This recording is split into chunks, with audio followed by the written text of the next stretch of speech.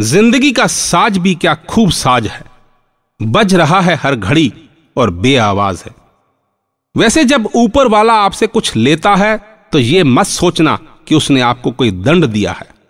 हो सकता है उसने आपका हाथ इसलिए खाली किया हो ताकि आपको वो पहले से भी अधिक बेहतर कुछ दे सके। लेकिन हम अपनी तकदीर को कोसते हुए भगवान से न जाने क्या क्या प्रश्न करते रहते हैं। तो अपने मन में उठ रहे प्रश्नों के जवाब तलाशने की कोशिश कीजिएगा मेरी इस कविता में, जिसका शीर्षक है प्रश्न। आओ तुम्हें वहां ले चलूं जहां प्रश्न स्वयं उत्तर बन जाए, दुख की रात बीते सुख का सवेरा हो जाए, जहां हार की जीत की मन की बात खत्म होकर बस ज्ञान की, ध्यान की, प्रेम की, शांति की बात हो जाए।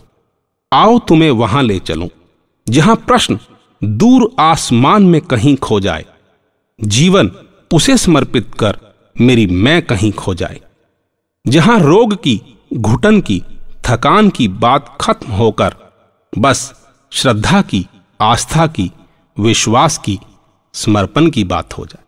आओ तुम्हें वहां ले चलूं जहां प्रश्न समंदर की लहरों में कहीं बह जाए, असीम आनंद में परम रिश्ते का एहसास हो जाए, जहां मान की, अपमान की, टूटते विश्वास की बात खत्म होकर बस सत्य की, निष्ठा की, आदि की, अनंत की बात हो जाए। आओ तुम्हें वहां ले चलूं जहां प्रश्न स्वयं प्रश्न की बाहों में सो जाए, पुत्र की परम पिता से मुलाकात की बात हो जाए, जहां ईर्ष्या की, द्वेष की, अहंकार की बात खत्म होकर बस परमात्मा की, परम सत्ता की, परम तत्व की, परम शांति की बात हो जाए, परम शांति की बात हो जाए, परम शांति की बात हो जाए। बस इतनी सी थी मेरी ये पेशकश, मेरी भावनाओं के बवंडर में लिपटी और जज्बातों के तूफान में सिमटी हुई। मुझे उम्मीद है आपको पसंद आई होगी। हां, आपके नजरिए का मैं हमेशा की तरह स्वागत करूंगा और इंतजार भी, मगर इस बार अपने मोबाइल पर, जिसका नंबर है 9911223398। धन्यवाद।